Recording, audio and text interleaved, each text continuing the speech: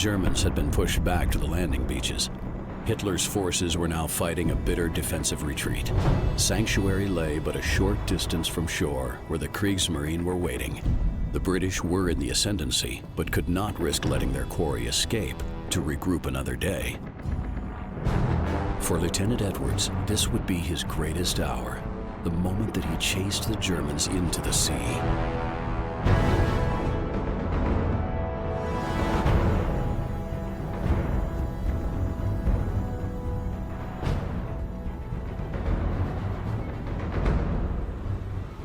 Steel and blood. Edwards knew deep down that this would be a fight with no quarter asked and none given. They still had to overcome their biggest challenge yet. Beil of the 6th Panzer Division, one of Hitler's greatest commanders, was all that stood between success and failure. If Britain was to prevail, Edwards would have to defeat this commander.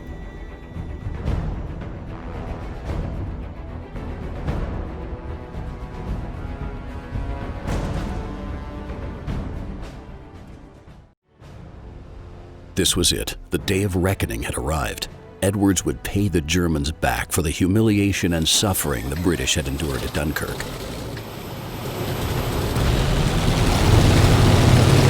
Word spread that the Germans were hurriedly trying to evacuate their troops off the shore. Edwards sped onwards towards the enemy.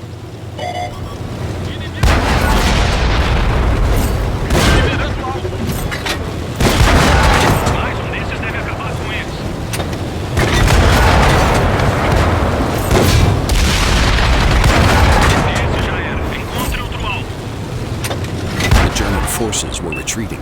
Allowing them to escape was not an option.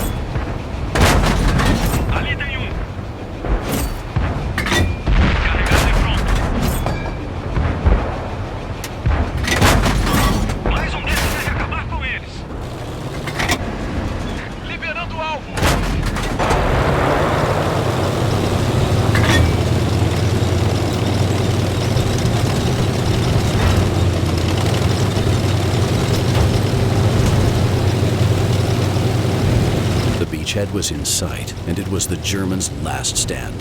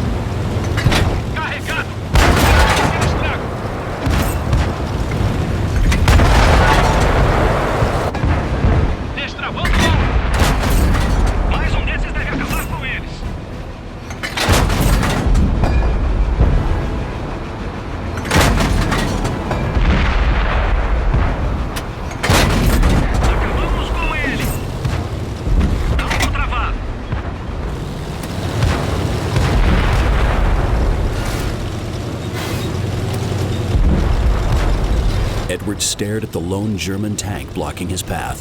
He was about to go toe-to-toe with Hitler's finest tank commander ace. Carregado e pronto. Pronto para atirar no alvo. Perfurou! Vencemos um aliado.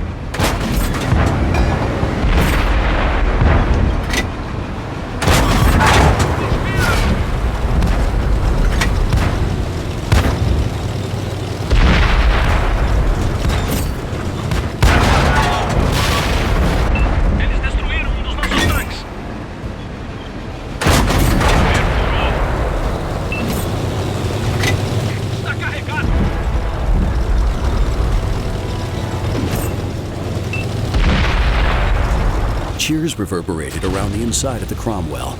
The German invasion army had been finally crushed. É assim que se faz.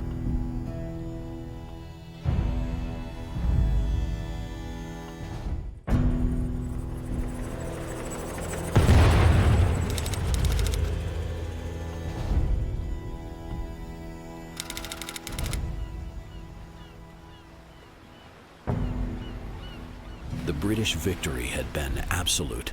Hitler's war machine had been disassembled and scattered across the sands of this unassuming corner of England. Edwards and his crew watched as the long line of German prisoners were slowly escorted away from their defeat.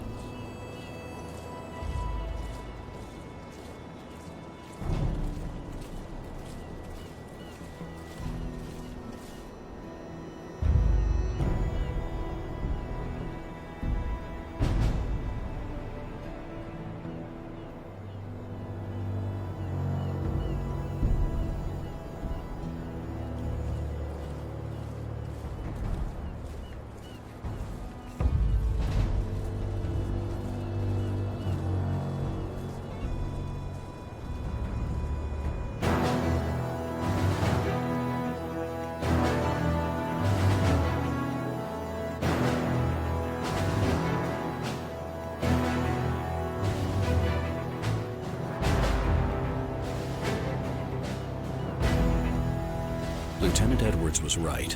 Preparations were already underway for a joint British and American force to invade northern France. Edwards and his Cromwells would soon be called upon once more to fight for a free Europe.